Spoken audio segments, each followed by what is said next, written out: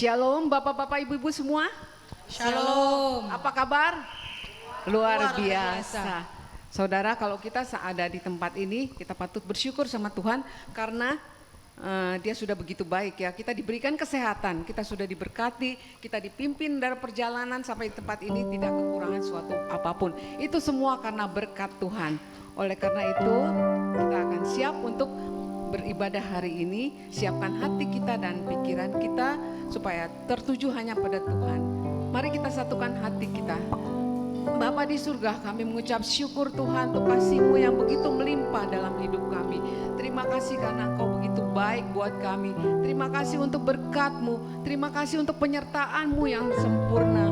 Terima kasih untuk kasih setia-Mu Bapa. Terima kasih Engkau begitu baik buat kami Bapa. Kami merasakan kasih-Mu yang begitu besar dalam hidup kami Bapa. Oh Yesus, biarlah kami menyerahkan ibadah kami ini dari awal, pertengahan hingga akhirnya ke dalam tangan Tuhan. Karena begitu besar kasih Allah akan dunia ini, kami akan memuji Engkau Bapa. Yesus terlebih besar dalam hidup kami.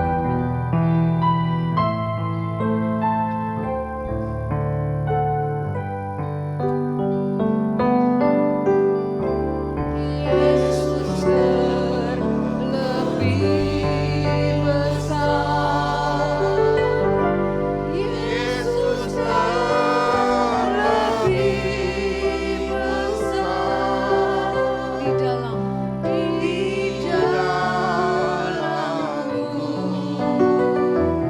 di dalamku.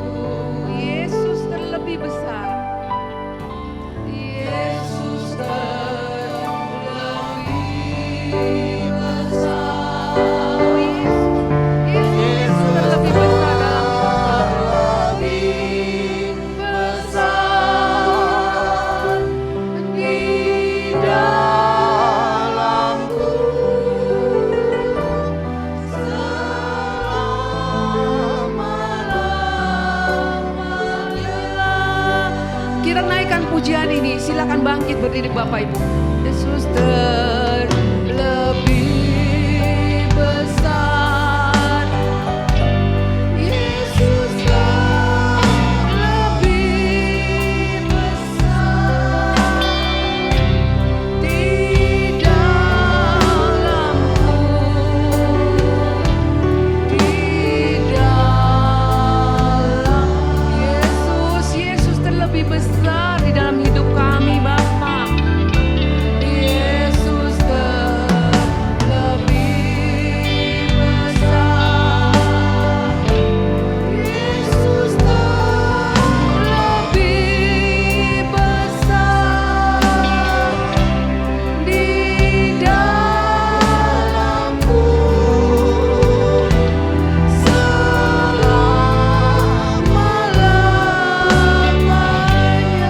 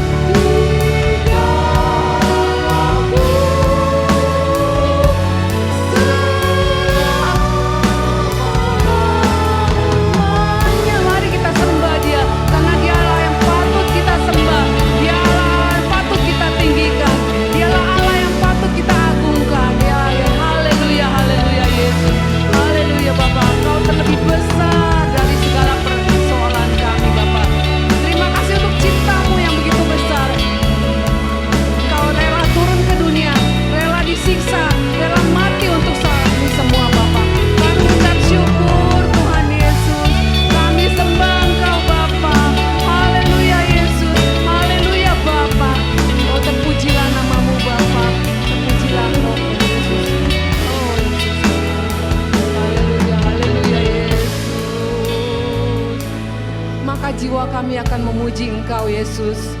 Maka jiwaku akan memuji Engkau. Engkau Allah yang besar. Maka jiwaku pun memuji-Mu.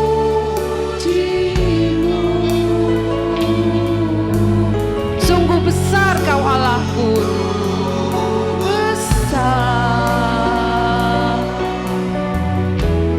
Kau Allahku.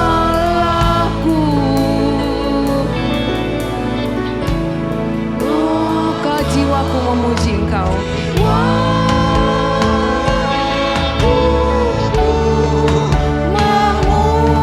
Memuji-Mu.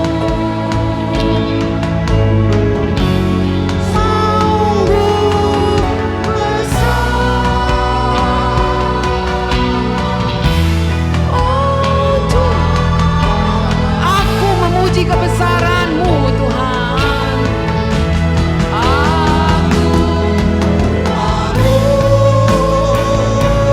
memuji kebesaran-Mu. Maha besar oh Tuhanku, maha besar. Oh Tuhan, aku memuji kebesaran-Mu Tuhan. Aku memuji kebesaran-Mu.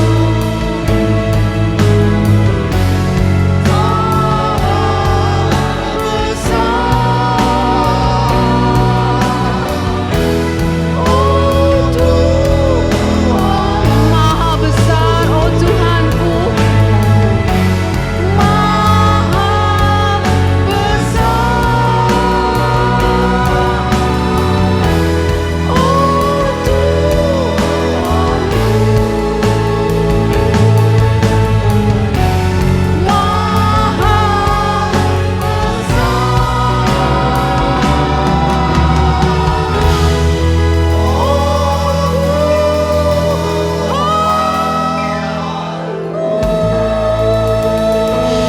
haleluya, haleluya Yesus. Haleluya, terpujilah nama-Mu Tuhan Yesus.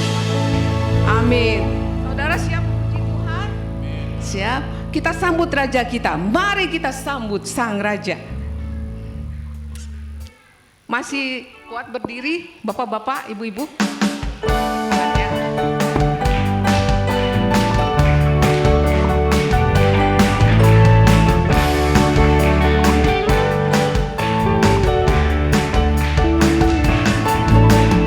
Mari kita sambut Sang Raja. Mari kita puji namanya. Dia yang maha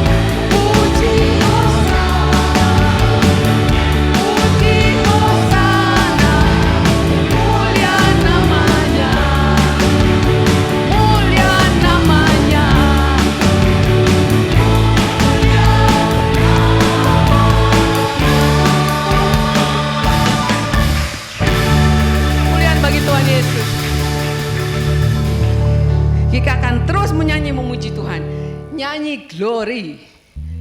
Nyanyi glory, glory bagi Sang Raja. Kita terus memuliakan Dia karena Dialah, Dia Raja kita yang paling besar.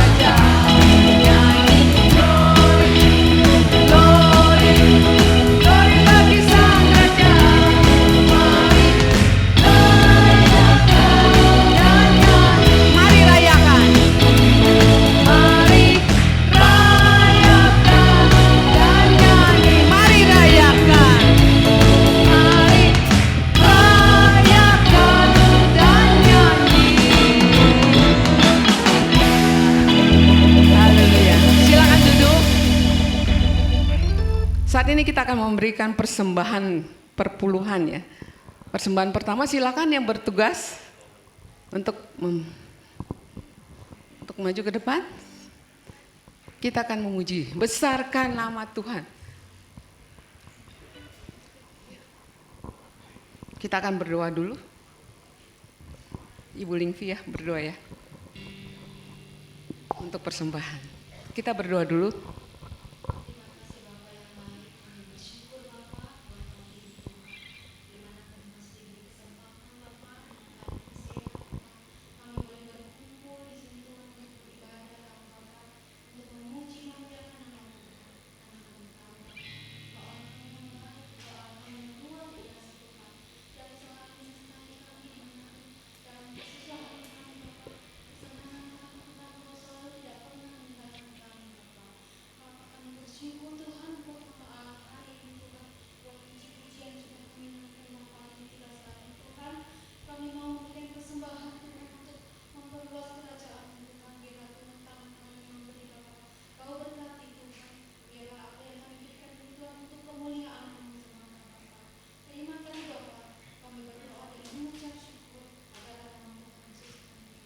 Amin. Silakan memberi dengan penuh sukacita. Besarkan nama Tuhan.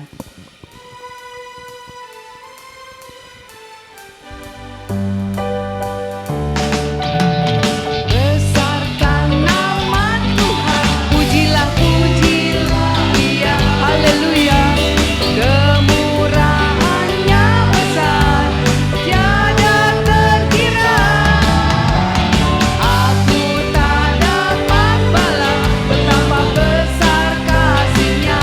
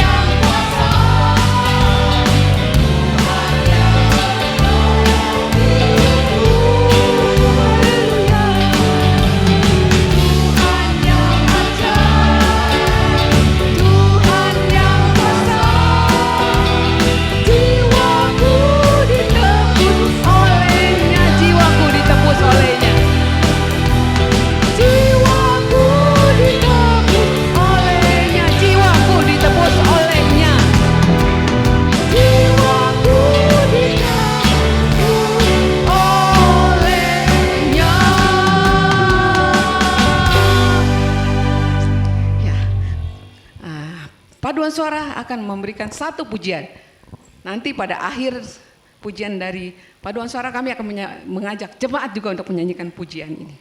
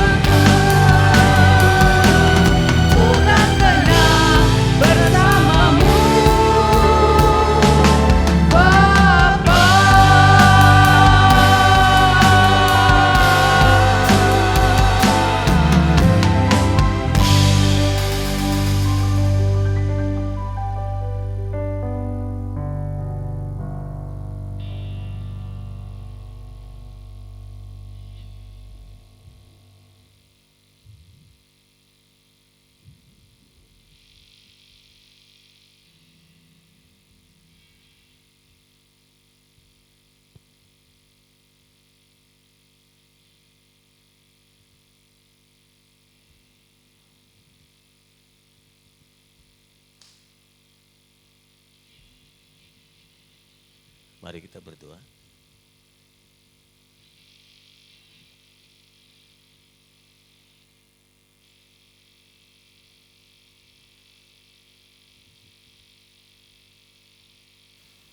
Dunia banyak memberitakan keadaannya sendiri.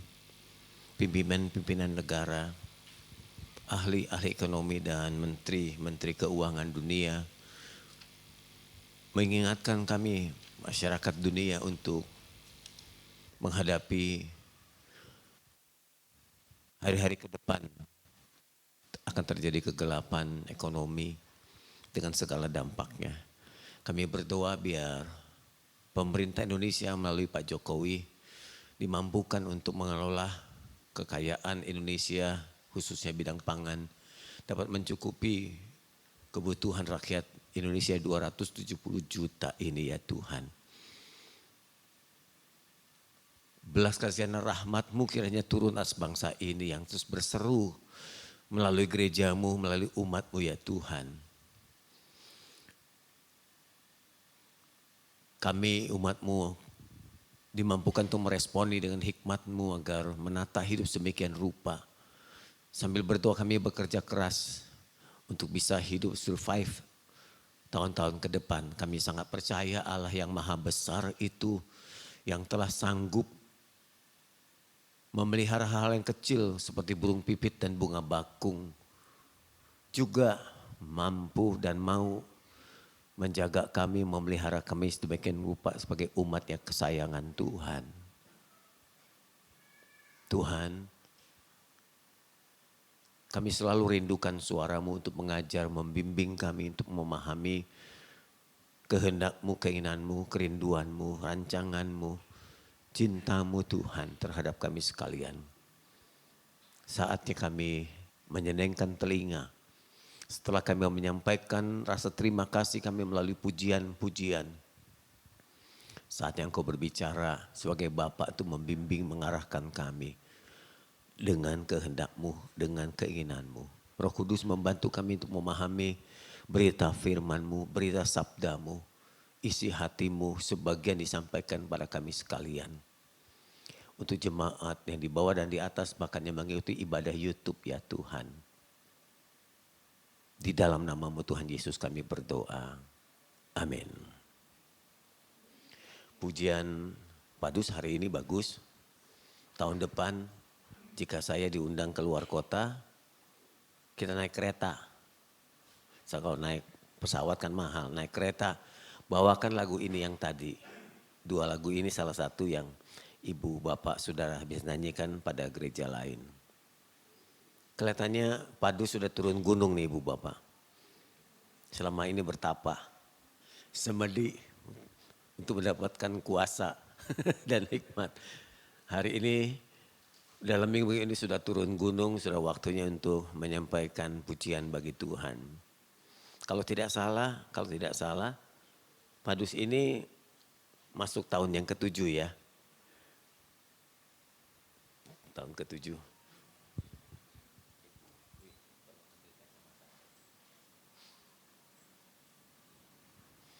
Tahun ke-7.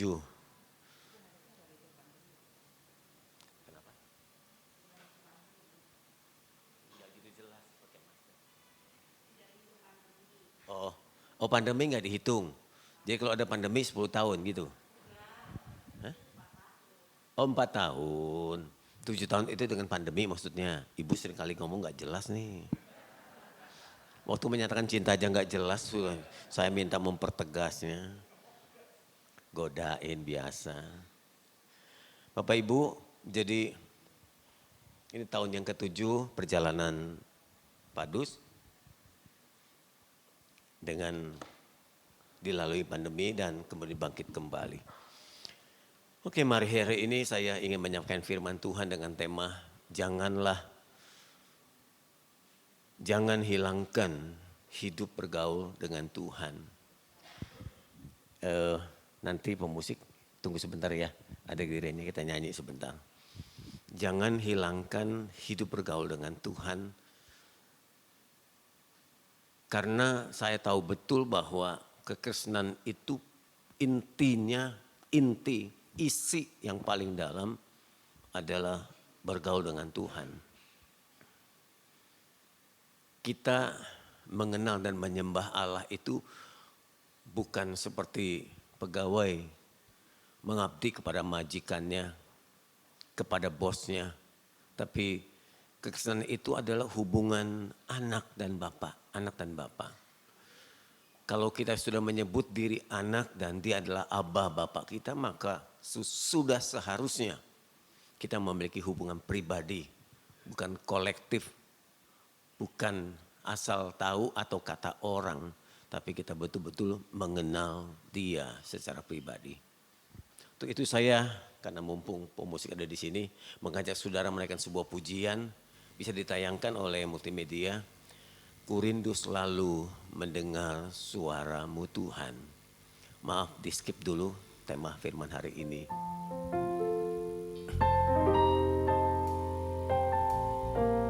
Ibu bapak boleh ikut nyanyi tapi dalam hati.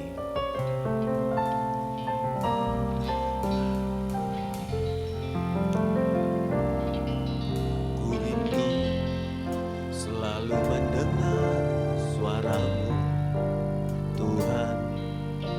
Roh Kudus berikan hati peka agar ku pahami kehendak-Mu dan turuti rencana-Mu. Sekali lagi. Selalu mendengar suara-Mu Tuhan. Roh Kudus berikan hati peka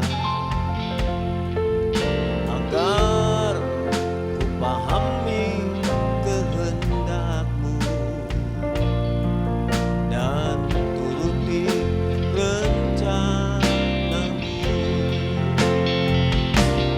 Aku bagai tanah liat, Engkau penjunanku ya Tuhan. Ku rela Kau bentuk, lembutkan hatiku selembut kasih-Mu Yesus. Ku berjalan di jalan-Mu. Ku rindu selalu mendengar suara-Mu Tuhan. Roh Kudus berikan hati peka agar ku pahami kehendak-Mu dan turuti rencana-Mu. Aku bagai tanah liat, Engkau penjunanku ya Tuhan. Ku rela Kau bentuk, lembutkan hatiku selembut kasih-Mu Yesus. Ku berjalan di jalan-Mu.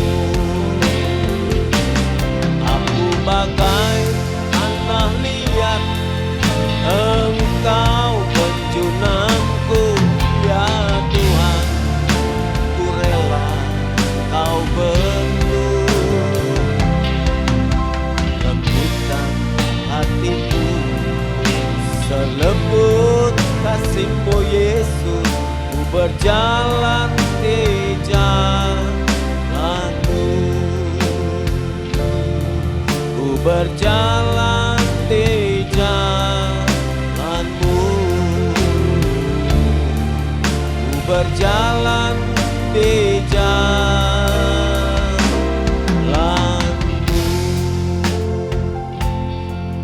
Puji Tuhan.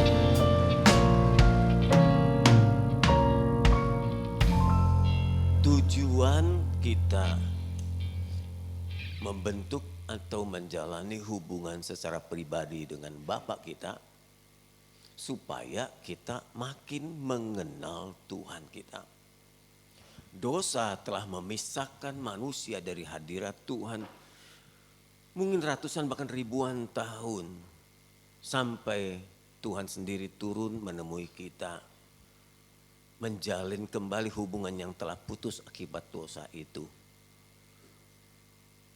Supaya jangan sampai satu kali kelak dia berkata kepada kita, aku tidak pernah mengenal kamu. Banyak orang bisa berseru Tuhan, Tuhan, Tuhan, Tuhan. Aku lakukan ini, aku lakukan itu, aku buat ini, aku buat itu. Tapi Tuhan menjawab, sungguh aku tidak mengenal kamu. Karena kamu tak pernah datang menghampiriku, padahal aku telah menghampiri kamu. Inilah yang menyebabkan saya memberikan tema firman Tuhan hari ini, jangan hilangkan hidup bergaul dengan Tuhan. Ini poin penting dalam kekristenan. Menjadi seorang Kristen atau menjadi orang percaya Yesus bukan ditandai hanya oleh salib di dada. Sudah dibaptis, mengikuti ibadah tiap minggu tanpa absen. Melayani, mengambil bagian dalam pelayanan-pelayanan. Bukan cuma itu Bapak Ibu. Itu perlu, tapi ada yang lebih penting adalah bergaul. Tiap-tiap saudara itu memiliki waktu sendiri di rumah tiap hari bergaul dengan Tuhan. Dari situlah kita dikenal sebagai anak Allah, anak Bapa, orang Kristen. Jadi kalau kita mau putar balik, walaupun tanpa salib di dada, walaupun kita mungkin tidak aktif mengambil bagian dalam pelayanan, karena sesuatu, karena kesibukan, kita tidak akan kehilangan arti menjadi Kristen jika kita bergaul dengan Tuhan. Dan saya punya keyakinan, kalau kita punya pergaulan yang akrab dengan Tuhan, pasti punya kerinduan untuk melayani Tuhan.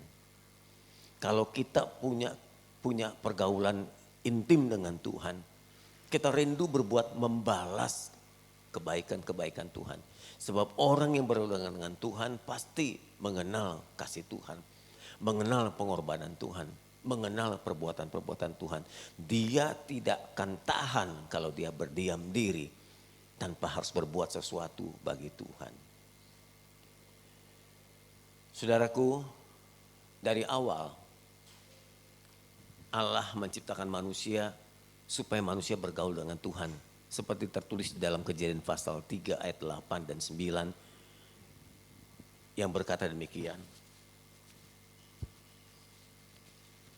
Ketika mereka itu Adam dan Hawa.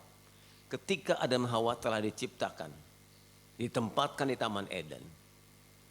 Mendengar kemudian bunyi langkah Tuhan Allah.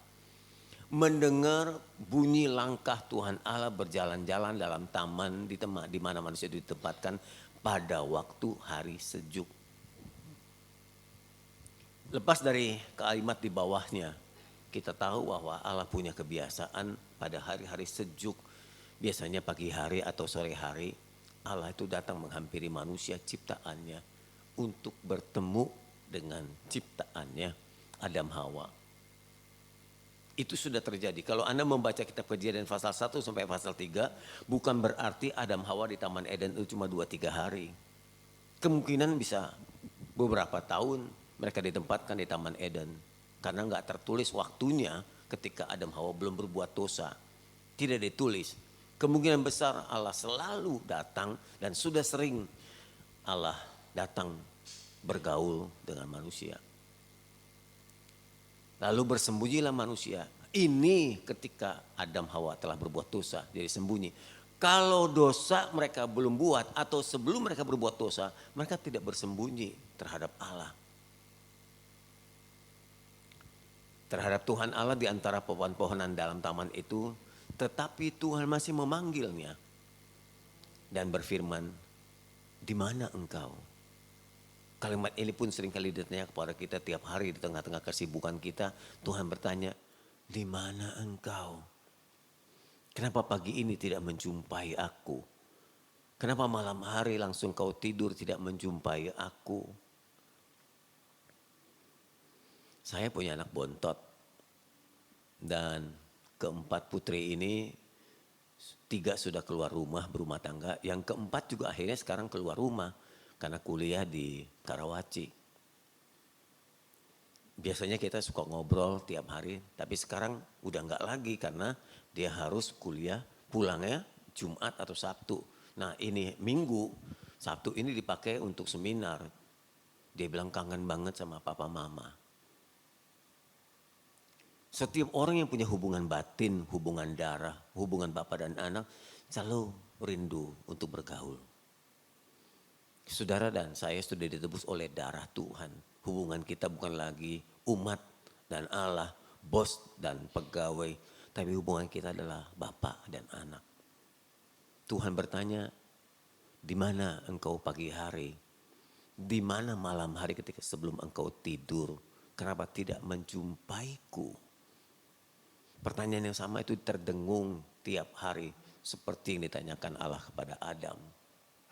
Saudaraku, dari awal ketika Tuhan menciptakan manusia sudah ada kebiasaan Allah menemui manusia dan manusia menemui Allahnya.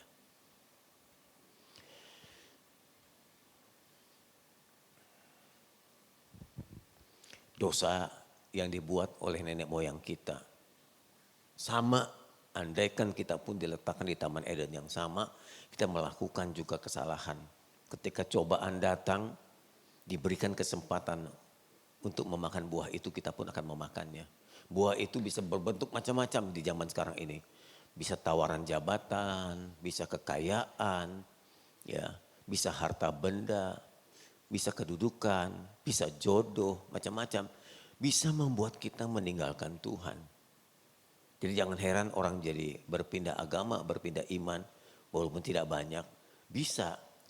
Jadi orang-orang yang meninggalkan Yesus itu sama seperti Adam, seperti Yudas yang menjual imannya karena sesuatu tadi.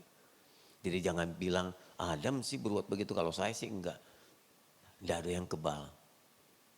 Kita pun akan sama seperti Adam Hawa kalau tawaran itu datang kepada kita. Dosa yang kita perbuat, saya nggak bilang Adam lagi, yang kita perbuat membuat kita terpisah dari Allah. Keterpisahan ini berjalan begitu lama sampai kita tidak tahu lagi mana Tuhan. Jadi nggak heran kalau manusia primitif zaman dulu ada yang menyembah batu, menyembah gunung, menyembah pohon. Karena dia nggak tahu Allah itu yang mana lagi, dia tumpul. Makanya nggak heran ketika Musa datang kepada Firaun di Mesir, Musa menyampaikan itu kepada umat Israel, Allah umat Israel, bangsa Ibrani. Lalu mereka katakan Allah yang mana? Padahal itu umat pilihan. Ya Allah yang mana gitu. Karena mereka sudah hampir 400 tahun lebih, 431 tahun kalau nggak salah. Itu berada di tanah Mesir dalam perbudakan, nggak pernah beribadah. Nggak pernah diperkenalkan Allah Yahweh itu kepada orang Israel. Sehingga ketika Musa datang membawa nama Yahweh, membawa nama Allah, mereka bilang Allah yang mana? Di Mesir itu banyak Allah dalam bentuk binatang dan hewan-hewan. Seperti domba, kambing, ular, segala macam. Itu menjadi dewa buat orang Mesir. Dan ketika Musa datang membawa nama Allah, bilang Allah yang mana? Kalau saudara pun ditanyakan, Allah datang kepadamu, jangan bertanya lagi Allah yang mana. Sudah jelas Allah di dalam Yesus. Kita tahu, kita kenal Allah dalam Yesus. Ya, saudaraku, Allah satu-satunya. Saya yakin tidak ada Allah lain. Walaupun mereka beragama menyebut Allah, Allah. Cuma ada satu Allah itu turun mengambil inisiatif. Menghampiri manusia. Yang kita rayakan tiap tahun itu. Yang sampai saat ini dananya masih kurang. Kok nggak amin? Iya. Yang kita rayakan, Natal itu kita rayakan mau tanggal berapa kita nggak perdebatkan. Tapi kita merayakan untuk mengingat kasih Tuhan yang besar. Bahwa dia menghampiri manusia. Saudaraku, Ibrani kemudian mengingatkan, memberikan informasi kepada kita. Karena Allah yang sudah mengambil inisiatif, jangan takut. Karena Allah yang telah membuka jalan, jangan takut. Karena Allah yang telah membersihkan hati kita, jangan takut. Allah yang sudah menebus dosa kita. Jangan takut, dia berkata, saudara-saudaraku, oleh darah Yesus kita sekarang penuh keberanian, tidak takut lagi. Bukan berarti juga sembarangan. Dapat masuk ke dalam tempat kudus Allah. Karena ia yang telah membuka jalan baru. Jalan yang lama sudah tertutup. Jalan Taurat, semua agama kan isinya Taurat. Itu tertutup. Mereka boleh teriak kepada Allah tapi pintu tetap tertutup. Tidak ada orang mampu menemui Allah karena dosa yang telah memisahkan. Yesus datang membuka jalan baru. Yang hidup bagi kita melalui tabir yaitu diri sendiri. Tabir itu yang telah dibelah. Supaya kita masuk itu adalah jalannya Tuhan, dirinya Tuhan. Dan kita mau punya seorang imam besar. Imam itu sendiri adalah Yesus sendiri. Sebagai kepala dari rumah Allah. Mari oleh karena itu kita menghadap Allah dengan hati yang tulus. Dengan serius, dengan ikhlas, dengan iman, dengan keyakinan yang teguh. Karena alasannya hati kita telah dibersihkan dari hati nurani yang jahat. Tubuh kita telah dibasuh dengan air dan firman yang murni. Jadi tidak ada lagi alasan buat kita. Aku takut, aku terpisah. Tidak, karena Allah telah memenuhi, memberikan penebusan yang cukup melalui darahnya sendiri, hidupnya sendiri. Sebelum manusia jatuh dalam dosa, Allah yang menghampiri manusia. Setelah manusia dalam dosa, jatuh dalam dosa, Allah juga yang menghampiri manusia. Betapa dia sangat mencintai dan sangat mempedulikan saudara dan saya. Kalau orang-orang telah kecewa dengan kita, dia nggak mau temui kita lagi. Dia nggak mau temui kita lagi. Tapi Allah yang telah dikecewakan masih tetap mau menghampiri kita. Melalui pengorbanannya dia hampiri. Untuk menghampiri dia membayar mahal loh ibu bapak. Membayar mahal bukan dengan kekayaan, dengan harta, dengan emas dan berlian. Tapi dengan nyawanya sendiri. Dia tinggalkan surga, dia bayar untuk siap tebus kita. Dapat merangkul kita kembali. Dia harus membayar kematian itu melalui hidupnya. Jalan lama sudah tertutup. Maaf saja kalau saya ingin berkata, apapun keyakinan di dunia ini, apapun agama di dunia ini, jalan tertutup. Kristen pun jalan tertutup kalau Yesus enggak turun. Agama Kristen pun jalan tertutup kalau Yesusnya enggak turun, enggak mati bagi kita. Tertutup. Semua jalan sudah ditutup oleh dosa. Dan oleh kasih Tuhan dan pengorbanan Tuhan jalan itu dibuka kembali. Kalau sudah dibuka, kita masuk, kita pakai. Kita tahu bahwa Pak Jokowi adalah salah satu presiden yang membangun begitu banyak infrastruktur, jalan-jalan tol. Bahkan kendaraan-kendaraan pun Pak Jokowi buat begitu rupa. Seperti salah satunya adalah kereta cepat Jakarta-Bandung pada awal Desember itu. Desember ini kalau nggak salah sudah bisa dilaksanakan. Kita Jakarta-Bandung menempuh waktu 3-4 jam. Dengan kereta cepat itu katanya hanya 40 menit saja. Kita mau coba? Nggak tahu biayanya berapa. Iya. Ibu bapak, kalau sudah diberikan jalannya, diberikan kendaraannya, kita coba. Gitu loh. Dibuka jalan apalagi kalau diberikan gratis. Udah harus rame-rame. Satu gereja, amin. Tuhan telah membuka jalan dengan gratis. Tubuhnya sendiri menjadi perantara untuk kita menemui Allah yang benar. Gratis. Oleh sebab itu, yang namanya agama Kristen, yang namanya pengikut Kristus, kita bukan hanya melaksanakan ritual, kita bukan hanya beragama, tapi kita melakukan hubungan dengan Tuhan kita. Sama seperti seorang anak dengan bapaknya. Jadi saudara dan saya itu bukan orang biasa, tapi orang luar biasa. Kita menjadi begitu istimewa di hadapan Tuhan. Kalau agama lain pakai ritual, saya sudah melihat begitu banyak agama dan kepercayaan, termasuk kepercayaan dalam bentuk kebatinan. Wah, ritualnya, persyaratannya banyak. Anda pergi ke Bali, Anda pergi ke Toraja, Anda pergi ke itu banyak persyaratan. Katanya sih beberapa kali kalau ke Bali di satu pura tertentu enggak boleh ngomong sembarangan. Kalau Anda maaf ya yang wanita lagi haid begitu enggak boleh masuk. Terus kalau masuk harus pakai itu tali apa yang diikat di pinggang. Macam-macam lah, itu kan ritual. Tapi berjumpa dengan Tuhan enggak pakai begitu. Kita anak sama Bapak enggak ada persyaratan. Kapan saja, di mana saja, waktu hari apa saja kita dibolehkan. Kalau ritual menemui dan menghadap Tuhan ada banyak persyaratan. Kita harus menghadap arahnya kemari lu ya. Ya, arahnya mesti kemari. Sebab Tuhan tuh menghadapnya ke sini. Kalau kamu ke sana, kamu mantatin Tuhan segala macam begitu. Kalau Anda mau menemui Allah, mau berdoa menghadap mana? Mana saja. Semua arah adalah muka Tuhan. Allah itu roh. Menyembahnya bukan menghadap arah tertentu. Tidak perlu kita menghadap Yerusalem. Walaupun kita tahu Yerusalem merupakan tempat salah satu gereja mula-mula terbentuk di sana. Atau di sana ada loteng Yerusalem ketika pertama kali murid-murid Tuhan dipendera Roh Kudus. Kita nggak perlu berkiblat ke sana, nggak perlu. Nggak ada tempat yang suci, yang istimewa untuk kita temui di sana.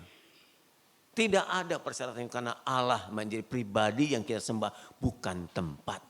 Jadi kita nggak ada ritual menghadap arah tertentu atau menghadap pada hari tertentu, nggak perlu.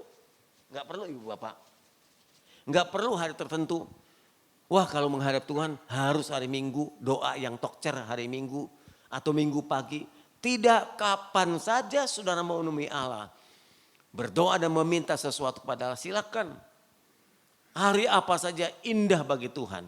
Sebab bagi seorang bapak ditemui anaknya bukan harinya. Tapi pribadi saudaranya yang dirindukan. Tidak ada jam-jam tertentu. Kalau sudah lewat 15 menit mestinya jam 4 pagi loh temui dia. 4.15 dia sudah pergi. Ada tugas lain. Tidak. Kapan saja. Bahkan ketika Anda mendadak mimpi buruk bangun dan berdoa. Sudah siap di hadapan saudara untuk meminta ketenangannya. Kapan saja, di mana saja. Perlu pakai pendeta? Tidak perlu. Mungkin saya anjurkan kalau Anda punya sesuatu. Umpamanya ada toko baru, rumah baru. Anda nggak mau undang gitu ya, atau repot lah undang-undang. Doa sendiri juga nggak apa-apa. Silakan saja kalau Anda buka usaha baru, lalu mungkin sungkan atau mungkin repot undang ini dan itu harus ada konsumsi segala macam. Ya berdoa aja sendiri. Ya, lebih menghemat menghadapi hari gelap tahun depan. Tapi kalau Anda berkata, aku mau bersyukur dengan teman-teman atas berkat ini, ya silakan. Enggak pun enggak berdosa. Tidak pun tanpa pendeta Anda boleh berdoa. Karena adalah imam Tuhan juga. Tapi kalau Anda bersyukur sama-sama lu rame-rame. Silakan undang yang lainnya. Ya, dengan perantara, dengan syarat prokes masih berjalan Bapak Ibu. Atau kalau menghadap Tuhan harus pakai mantra-mantra atau kalimat tertentu. Ketika Anda berdoa kepada Yesus. Tanpa nyebut nama Yesus pun sebetulnya gak ada masalah. Aku berdoa Bapakku. Aku mohon ini. Allah udah ngerti apa yang kau minta. Tidak harus menyebut nama Yesus di dalamnya pun sebetulnya gak ada masalah jika engkau sungguh sudah mengenal Yesus dengan benar. Anak-anak saya jarang sekali memanggil nama saya Samuel sih. Kecuali buat lelucon aja. Dia suka menyebut nama lama saya. Nama Tionghoa saya. Ya, Hua Cele gitu. Nama lama saya itu. Susan kenal banget nama itu. Nama Samuel sih jarang disebut oleh anak-anak saya. Tapi bilang, Pa, itu aja sudah cukup. Bahkan istri saya nggak pernah menyebut nama saya juga. Panggil apa? Ko aja paling. Ini sama kayak digelodok. Jadi manggil saya dengan orang digelodok kan sama. Tapi kan saya tahu dia panggil saya. Walaupun kata ko itu ada di mana-mana. Bahkan di toko-toko Chinese. Kalau kita sudah kenal pribadi Tuhan. Tidak perlu banyak persyaratan. Ketika engkau memanggil Bapak atau Pak, ayahku, Bapakku, dia tahu betul engkau adalah anaknya. Paham? Enggak banyak persyaratan. Betapa istimewanya saudara. Tanpa syarat dia bisa dihampiri. Saudara harus menjalin hubungan secara pribadi, jangan bilang diwakili. Hari ini saya gak kebaktian ya, istri saya aja ya gitu. Istri saya aja yang kebaktian. Atau suami saya aja, atau bapak saya aja, anaknya gak usah. Nanti anak gue ngikut sendiri. Tidak bisa begitu. Kekristenan adalah pribadi. Masing-masing, sendiri-sendiri. Walaupun mungkin nanti waktunya di dalam gereja kita bisa kolektif. Tapi itu kepentingan kita berhubungan harus pribadi. Melalui doa kita. Jangan pernah tidak pernah berdoa satu hari. Jangan tidak pernah membaca Alkitab. Apa sih gunanya doa dan Alkitab? Ketika kita meminta kepada Tuhan, ya kita menyampaikan dengan doa-doa kita. Di dalam doa kita ada keluhan, dalam doa kita ada terima kasih, dalam doa kita ada permohonan, dalam doa kita ada pergumulan, dalam doa kita banyak rancangan-rancangan kita sampaikan. Tapi juga ada waktunya harus membaca Alkitab ini. Abrah itu harus diteruskan Bapak Ibu. Ketika kita berdoa kita menyampaikan sesuatu kepada Allah. Ketika kita membaca Alkitab, Allah yang menyampaikan sesuatu kepada kita. Jadi kalau saudara mendengar suara Tuhan, tidak usah mengharapkan yang audible.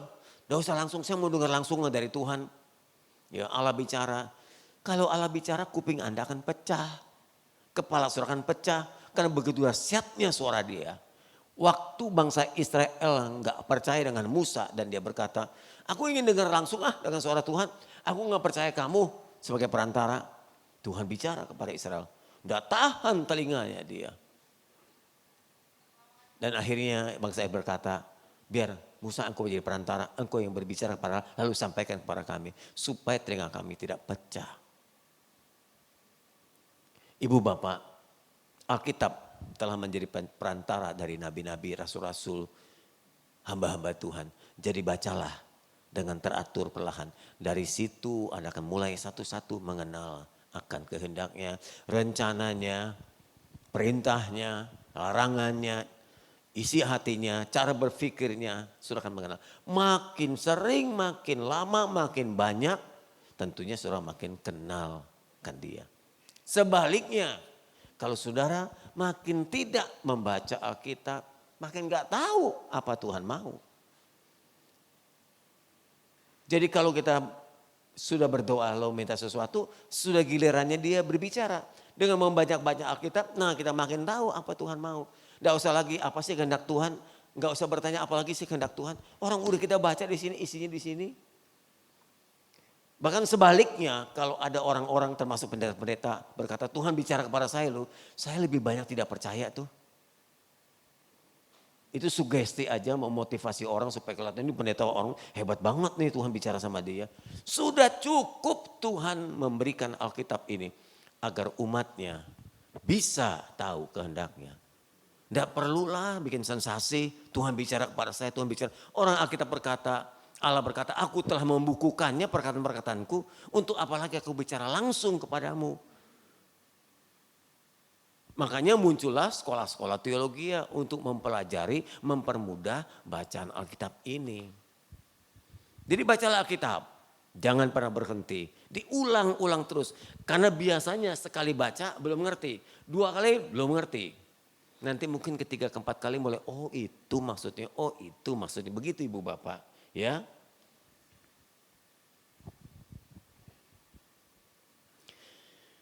Jadi sekali lagi kalau kita mau bicara kepada Tuhan, kita pakai doa sarananya. Tapi kalau Tuhan mau bicara kepada kita, Alkitab sarananya. Ya, jadi dua-duanya dibutuhkan, membaca dan berdoa. Membaca Alkitab dan berdoa kepada Tuhan. Tadi sudah pertegas, karena hubungan kita bukan antara bos dan pegawai, majikan dan budak, ya, pimpinan dan bawahan, tapi bapak dan anak. Saudara itu anak-anaknya dan Allah kita itu bapaknya. Bukan Allah yang hebat saja, tapi Bapa yang menghampiri kita. Kalau kita sudah sering berdoa secara pribadi, punya hubungan dan persekutuan yang intim, makin lama makin dekat, ya kita makin kenal. Atau sebaliknya kalau kita makin jauh, makin gak kenal. Saya mengamati, bukan menghakimi. Kalau saya sudah khotbah sering di satu gereja, contoh saja di Tiberias gitu ya. Orang tuh deket banget, kenal banget dengan saya. Tapi sekarang saya sudah jalan hampir 17-18 tahun, mungkin lebih 20 tahun. Udah gak pernah khotbah lagi di Tiberias, makin jauh mereka. Lama-lama mungkin orang-orang baru di Tiberias juga gak kenal siapa sih pendeta Samuel sih. Gitu. Karena jarang kita ketemu mereka, jarang berbicara di depan mereka, mereka makin gak tahu siapa kita. Saya khawatir ini terjadi pada kita juga Bapak Ibu. Kalau saudara sering ketemu dengan Allah, Allah kenal saudara. Atau sebaliknya saudara kenal Allah. Allah kenal saudara, saudara kenal Allah. Tapi kalau makin tidak mengenal, tidak memiliki hubungan, jangan-jangan nanti Allah gak kenal saudara, saudara gak kenal Allah. Kalau Allah sih kenal saudara, tapi kalau saudara tidak kenal dia, dia pun berkata maaf kalau gitu. Kalau kamu gak kenal saya, kenapa saya mesti kenal kamu? Jadi jangan sampai nanti dia berkata, aku gak pernah mengenal kamu. Jangan sampai nanti di akhirat seperti itu. Mari jalani hubungan secara pribadi makin dekat, makin kenal. Supaya kita tahu kehendaknya, kita tahu cara berpikirnya, kita tahu kasihnya, kita tahu pengampunannya dan lain-lain. Kalau kita sudah makin dekat dengan dia, kalau kita sudah tahu kasihnya dan seluruh karakternya, sudah gak mungkin salah menebak. Tidak mungkin salah mengenal tabiat Allah kita. Orang-orang yang dekat dengan saya, pekerja-pekerja Tuhan, satu kali terjadi salah paham. Dia akan berkata gini, setahu saya Pak Samuel gak gitu loh. Kalau dia sampai berkata begini, kalau dia bersikap begini pasti ada alasannya. Itu orang kalau sudah makin kenal. Iya, makin kenal. Tapi kalau orang itu jauh dengan saya ngomong salah dikit aja udah langsung out.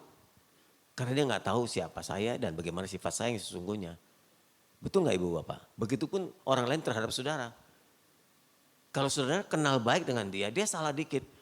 Sing saya lah, dia gak gitu kok sifatnya. Gak begitu kok Bapak itu. Gak begitu kok Ibu itu gitu. Tapi kalau saudara cuma kenal baru atau kenal sedikit, dia bikin salah langsung out. Begitu banyak orang Kristen tidak mendalami firman, ya ketika ada suatu masalah datang, dia langsung bisa jadi tinggalkan Yesus loh. Makanya saya sering kali berkata, kalau sampai orang jadi mualaf, kemungkinan besar dia nggak tahu isi Alkitab. Dia nggak tahu tentang pengorbanan Tuhan. Makanya mudah dia lepaskan, dia jual Yesus. Jadi kalau orang sudah tahu siapa Yesus, nggak mungkin mati pun mungkin dia nggak bakal lepaskan imannya.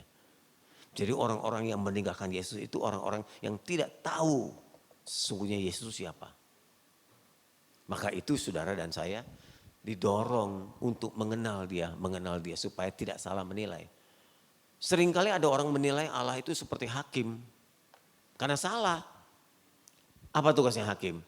Ya menghukum. Jadi orang berkata, Tuhan tuh jahat loh. Saya salah dikit digebuk loh. Ini penyakit saya ini Tuhan hajar nih. Itu tuh proyek gagal Tuhan hajar tuh. Ini nih gagal Tuhan hajar tuh.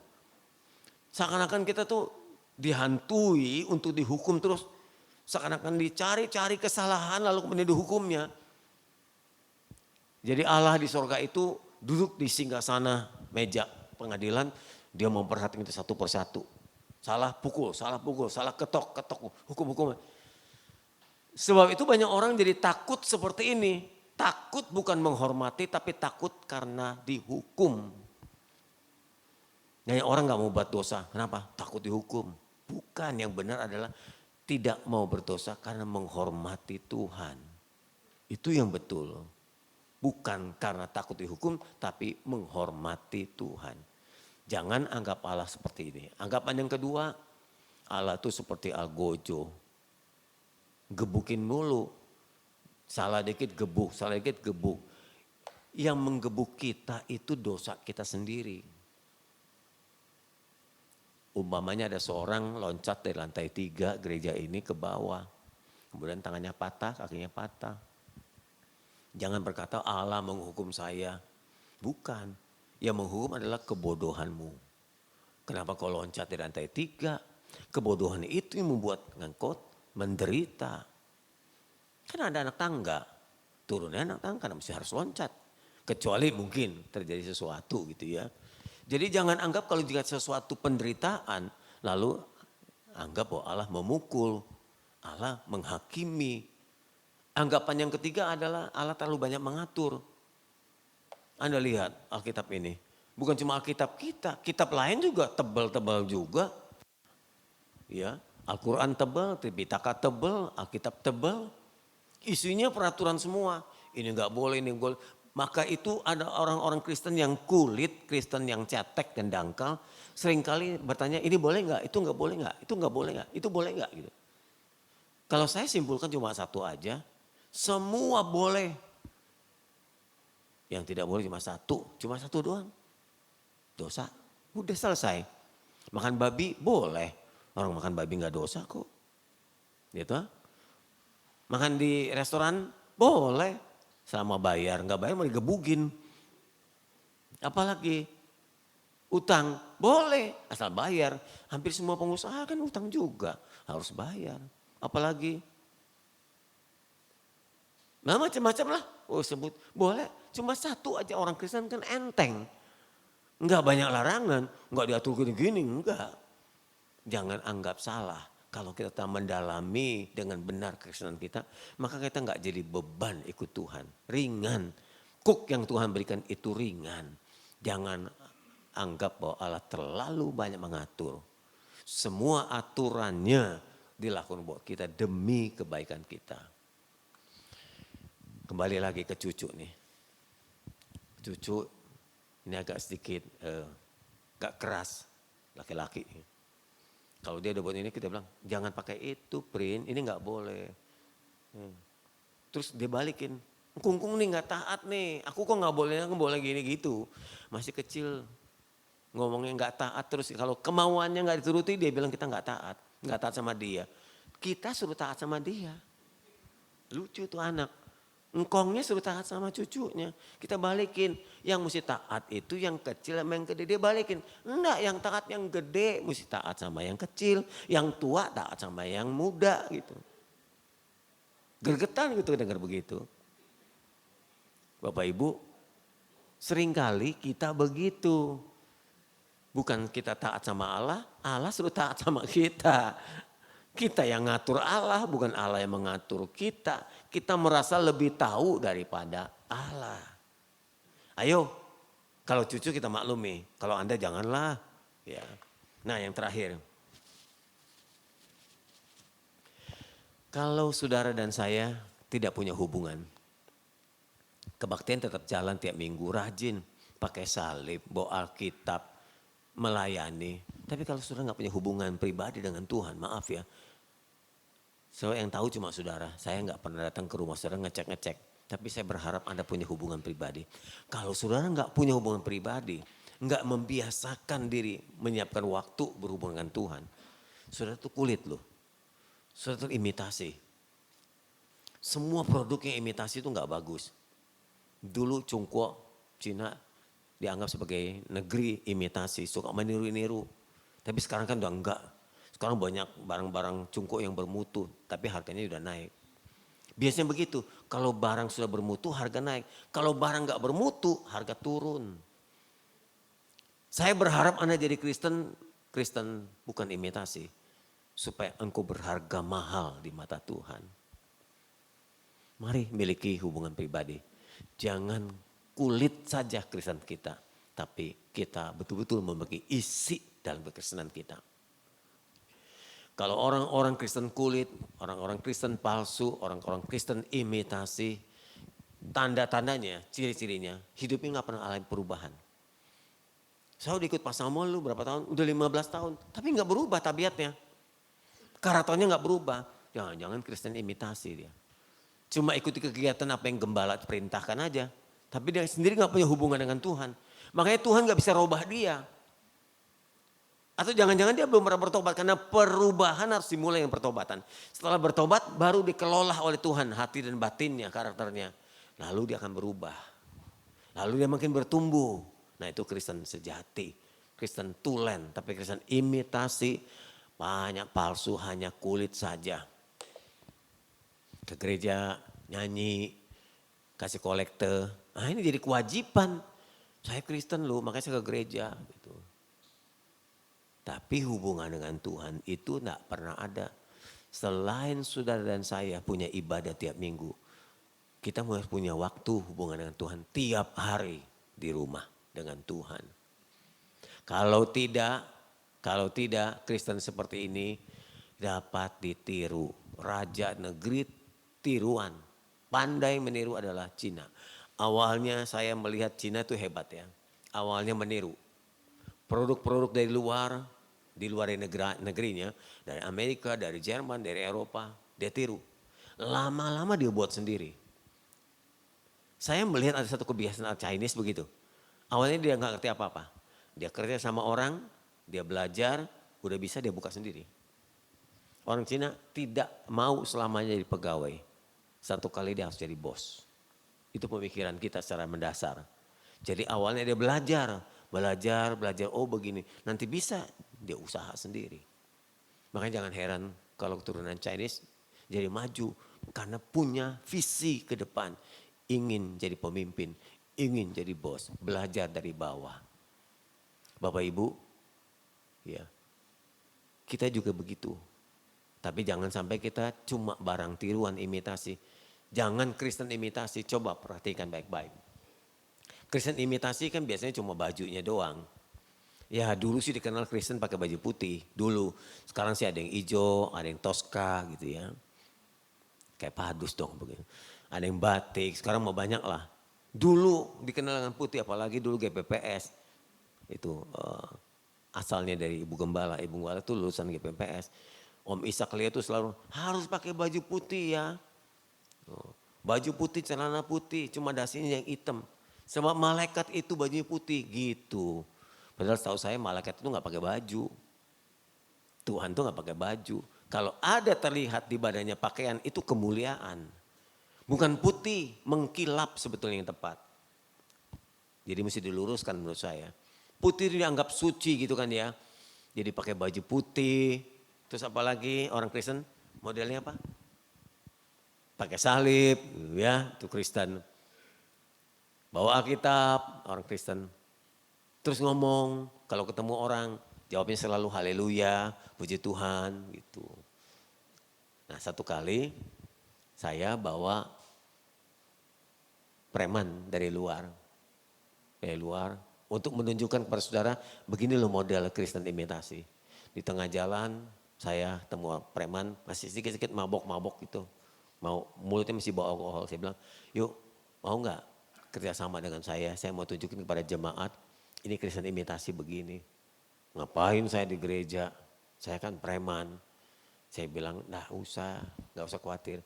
Rambutnya saya cukur sebelum ke gereja. Terus saya kasih kemeja putih. Terus kamu jangan ngomong macam-macam nanti ketahuan premannya.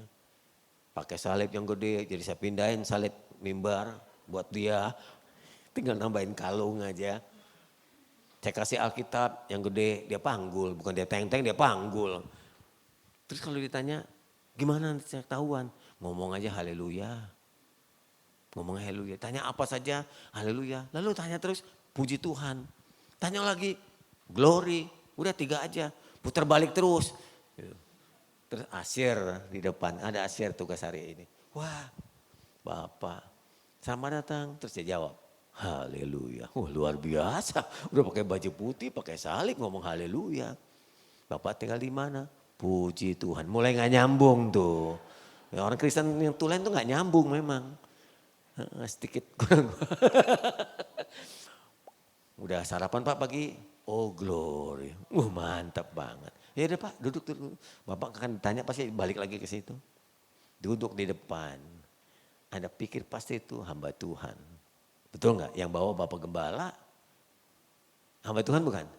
Pasti Anda tebak hamba Tuhan, itu pendeta. Udah dalam tuh pasti orangnya. Itu pasti menguasai Alkitab tuh. Di luar kepala sampai dia nggak tahu tulisan Alkitab itu apa. Di luar kepalanya semua. Bapak Ibu, ini Kristen imitasi. Kalau Anda dan saya modelnya begini juga, tidak kenal Allah kita karena tidak punya hubungan pribadi, kita cuma imitasi. Tidak heran kalau Matius 7 mengatakan, aku nggak pernah kenal kamu. Gitu loh Ibu Bapak. Jangan sampai itu terjadi, udah capek-capek kita ikut Tuhan belasan tahun, bahkan puluhan tahun sampai satu kali Tuhan berkata, aku nggak pernah kenal kamu. Kan nyesel banget Bapak Ibu. Nyesel banget ya. Tuhan telah membuka jalan. Sebagai nasihat terakhir, saya ingatkan. Mari kita baca Yesaya 55 ayat 6 lalu kita tutup dengan doa. Ayo gunakan kesempatan yang Tuhan berikan dalam Yesaya 55 ayat 6. Carilah Tuhan, bergaulah dengan Tuhan selama ia masih berkenan ditemui. Pak, memang satu kali Tuhan gak bertemu. Ada kalanya, ada satu saat nanti Tuhan berkata bye-bye. Sampai ada orang berkata begitu menderitanya, kalau Anda baca dalam kitab Yesaya, Wahyu mengatakan juga, dia minta supaya gunung menjatuhkan batu-batu meniban dia. Gunung menghimpit dia karena menderita begitu rupa, mencari Tuhan tidak pernah ketemu lagi. Mencari kitab suci nggak pernah ada lagi. Menjelang akhir-akhir zaman kan ada penderitaan seperti itu. Jangan sampai terjadi. Mari cari Tuhan selama ia masih berkenan. Jangan sampai kita sudah di ruang ICU, ngomong aja udah gak bisa, mulai koma, kesadaran kita mulai hilang. Boro-boro bilang haleluya. Jangan sampai keadaan seperti itu baru kita cari Tuhan. Carilah Tuhan selama ia berkenan ditemui. Ayo berserulah kepadanya selama ia masih dekat menghampiri kita. Mari kita tunduk kepala, kita berdoa. Pemusik, mari naik ke depan. Kita naikkan pujian tadi. Ku rindu selalu mendengar suaramu Tuhan. Biar Roh Kudus bentuk kita sebagai penjunan dan kita tanah liat. Puji Tuhan. Mari kita sama-sama naikkan pujian ini. Setelah nyanyi 1-2 kali kita berdoa.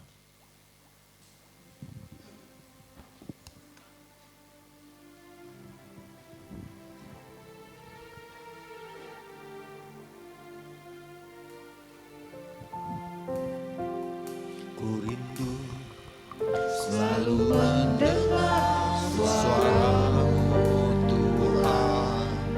Roh Kudus berikan hati peka agar pahami kehendakmu dan turuti rencanamu. Sekali lagi, ku rindu selalu mendengar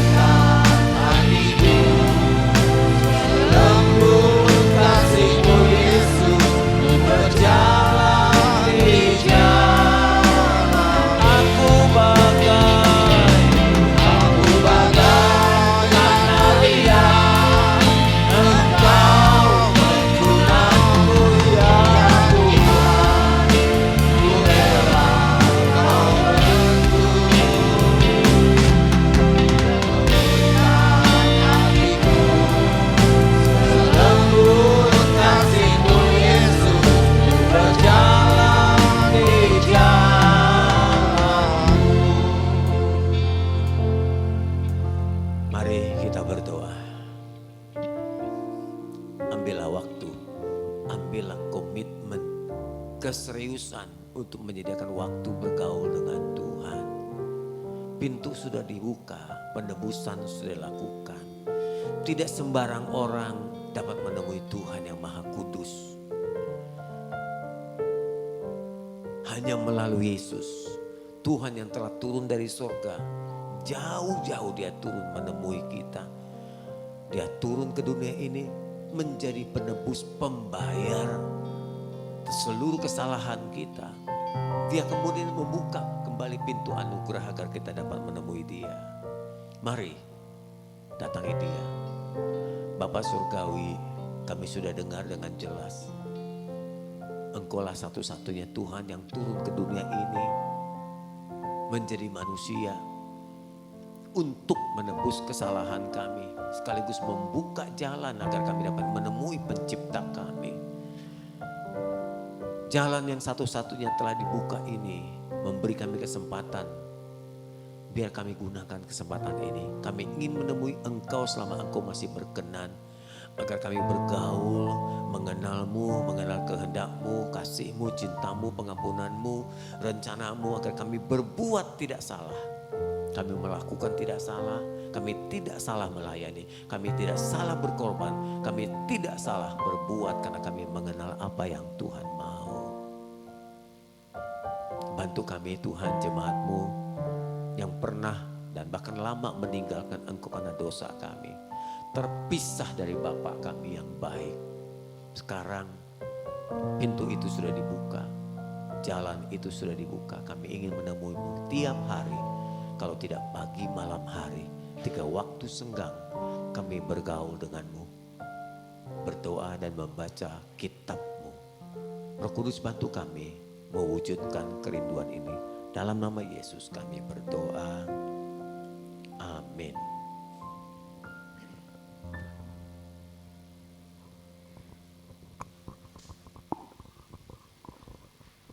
Terima kasih Pak Gembala. Biarlah kita mau ambil komitmen untuk bergaul dengan Dia setiap hari. Kita sediakan waktu untuk bergaul dengan Tuhan. Saat ini kita akan memberikan persembahan untuk Natal. Mari yang bertugas dipersilakan maju ke depan. Kami minta kesediaan Ibu Sanli untuk memimpin doa persembahan.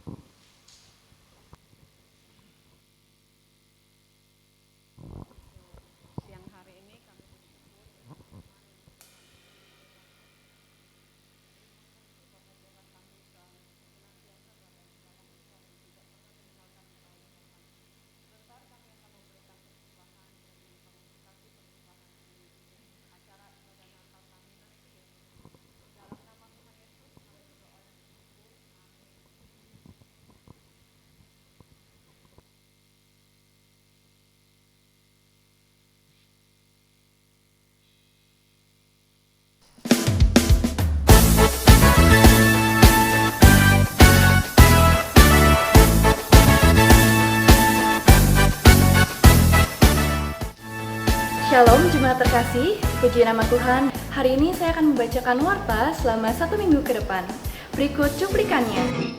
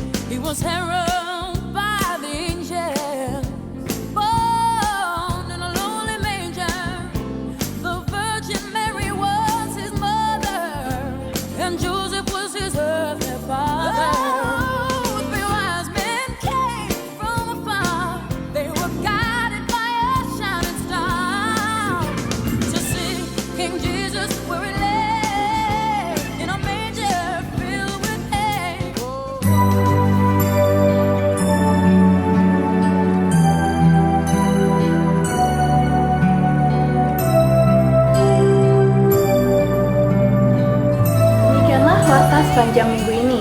Sesuai dengan visi gereja kita menjadi serupa dengan Kristus, dan misi gereja kita menjadi jemaat yang intim dengan Tuhan, terdidik, dewasa, peduli dan penuh kasih, serta misioner. Terima kasih Bapak Ibu sekalian yang telah mengikuti ibadah kita pada hari ini. Sampai berjumpa kembali di minggu yang akan datang. Tetap jaga protokol kesehatan. Selamat hari Minggu, Tuhan Yesus memberkati. Shalom. Ada tambahan pengumuman untuk hari ini. Setelah ibadah ini selesai, panitia Natal akan rapat ya untuk membahas tentang persiapan Natal, dan saya umumkan pekerja-pekerja Tuhan yang baru di tahun ini dan tahun depan. Jadi kita sudah menetapkan pekerja-pekerja yang melayani Tuhan pada tahun ini. Jadi 2 tahun sekali kita coba untuk merubah. Mohon supaya yang bersangkutan menyiapkan diri, nanti pada minggu pertama besok akan ditabiskan kepada Pak Upa, kepada Bu Wiwi, kepada Dr. Sinta, kepada Bapak Yanto, kemudian nanti pelayanannya akan menyusul. Saya sebutkan namanya, Saudari Yuni, Bapak Bong, nanti akan saya hubungi langsung. Kemudian Pak Erwan, dan kemudian Saudara Bobi, Ibu Yulia, Ibu Yusi, Ibu Nani atau Pak Thomas, Saudara Lukman, Saudara Arta, Saudara Murni, Saudari Lucian, Saudari Sari,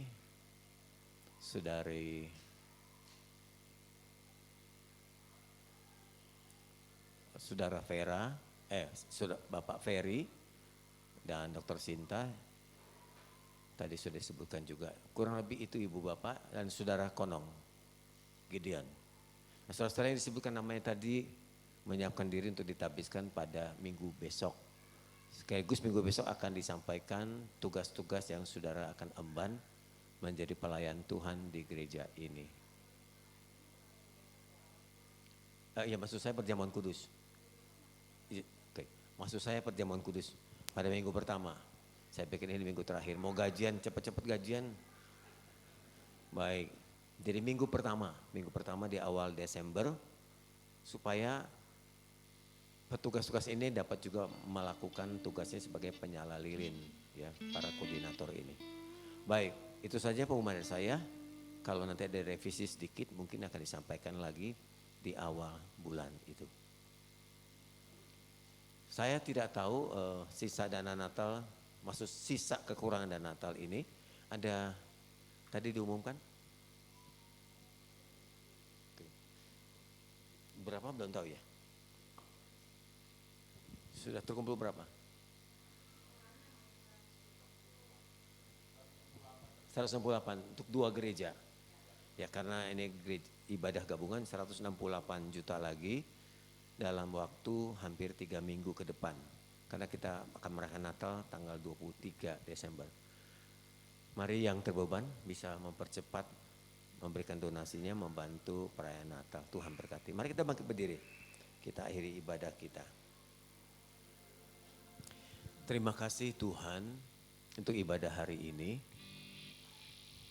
untuk penyertaan dan keterlibatanmu dalam ibadah, untuk berkat-berkat-Mu Tuhan, baik secara rohani maupun jasmani, untuk pertolongan-Mu, untuk banyak hal bagi keluarga kami, untuk kesembuhan, untuk pertolongan, untuk perlindungan, untuk penyertaan-Mu terhadap keluarga dan anak-anak kami bahkan jauh dari jangkauan kami. Mereka yang tinggal di luar kota, di luar negeri, sedang menimba ilmu, Tuhan juga menyertai. Jemaat Tuhan yang di atas dan di bawah, angkat tanganmu dan terimalah penyertaan dan berkat Tuhan. Rahmat, kemurahan, kebaikan, kepedulian Tuhan di dalam kasih Bapa, cinta Yesus yang tak pernah berubah, serta persekutuan dengan Roh Kudus selalu rindu menyertai saudara karena engkau adalah anak-anaknya. Hari ini besok dan sampai selama-lamanya. Haleluya. Amin. Memuji kebesaran-Mu. Selamat hari Minggu. Aku